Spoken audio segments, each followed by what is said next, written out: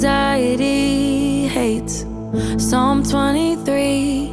So just say it to yourself till you believe it. And I'm feeling like I'm needing it right now.